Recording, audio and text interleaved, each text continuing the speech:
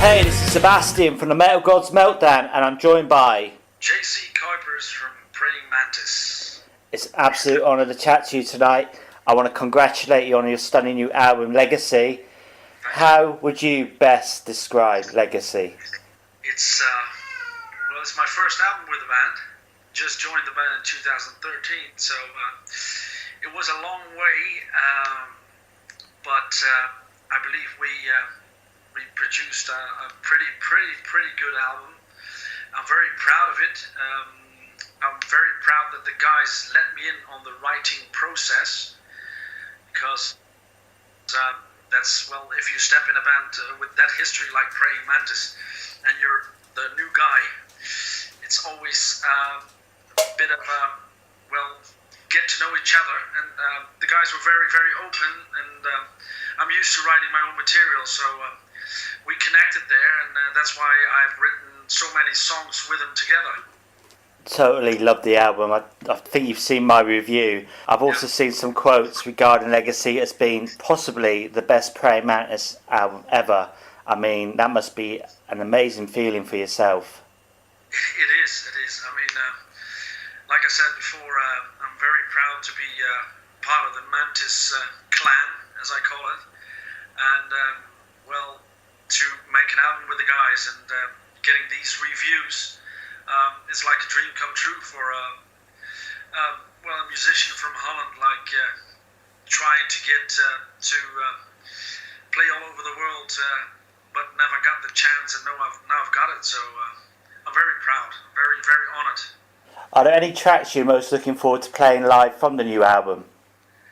Yes, we're going to do Better Man. That's a bit of a heavy ballad. We did Fight for Your Honor in Italy, and Believable, and those songs should be in, and we're going to do, I believe, The Runner. And of course we have to do, in my opinion, the song Tokyo. That's my next question. Yeah, I love that song. Thank you.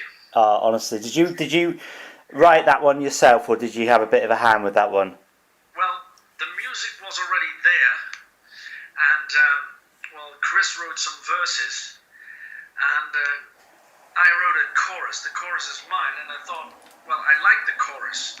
And we went into the studio, and the guy said, "Do you have a chorus?" I said, "Yes, of course I have one." And I sang it to them, and they said, "Well, we love that." So it was done within a couple of hours. So yes, I was very honored to write that song together with Chris and the guys. And Chris is the lyric meister, like Tino is the harmonics meister. Well. So, they all got their specialties, and Tino is when harmonic-wise, he's the god, in my opinion. I'm quite annoyed with you guys though, because I play the album every day, right? And I get so many albums to review, but I'm sort of addicted to the album, and I'm annoyed because it's too good. Okay. What are the plans for the band for the remainder of the year? And I know you're doing a show in London, aren't you? Is there plans to hopefully get up north, up even to Scotland, do you think? There are plans doing that. They're not finished yet, and they're just in the making, so that's why I don't give any answers exactly when and where. But we are supposed to play up north, and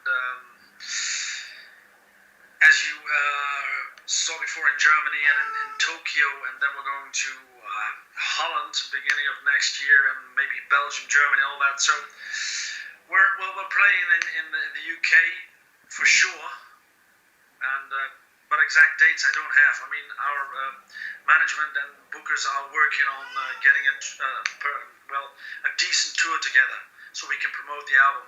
How do you personally feel about the revival of some of the new wave of British heavy metal bands have been regarded by a new generation of metal lovers? I love it. And I can tell you why. I mean, I grew up with this kind of music. I'm not 25 anymore, so I grew up with the music, and I saw the music the popularity of the music going a bit down when the grunge came in and all that. And well, I always stay true to my kind of music, and this is my kind of music, and I love it when people hear this type of music again. And it's always like fashion. I mean, it comes back every 20, 30 years. It comes back again, and I hope that the wave of British heavy metal will keep growing bigger and bigger, and I hope we can, how can you say it, we can take a bit of that success. Well, I mean, Praying Mantis deserves that success, like bigger bands. I mean, they're terrific, nice guys to work with. Personally, I love them. They accepted me and my brother from another mother, Hans, into their families, and well, we like to do more than just play 5 times a year. Is there a variety of ages at your gigs then? Yes, there is, and that's the nice thing. I mean, you see dads coming in with their sons or daughters, and well, I've seen age differences from 12 to 65. it's very. I love it. I mean, when the young people look up to you when you're on stage and screaming for you when they got shirts like Iron Maiden shirts, wearing them. Some of them buy Praying Mantis shirts. You can see the no disrespect, the elderly people. Hey, we're getting there, aren't we? So I mean, our type of music is. Especially the last album, I think, is very, how you call it in English, very open to a lot of ages. I mean, if you're 12, you can love some of the songs. If you're 65, I mean, music has no age boundary, I believe. That's right. I agree totally. I first got into metal in 1981, and I was 11 years old, and I think Praying Mantis, I remember having the old TDK cassette, and the Praying Mantis album, walking down country roads listening to Praying Mantis, and to be sat here in 2015 still talking about Praying Mantis is amazing, really. Yeah, it is. I mean, I'm a bit older than you, so. Oh yeah. But I never expected. My first concert was with I saw Dennis Stratton play with Iron Maiden in a big concert hall in Holland. Wow. As supporting Kiss, and I was 15, wow. And I saw Dennis Stratton, and now I'm texting with him every week. That's amazing, mate. Yeah, that's amazing. It's like a dream come true sometimes.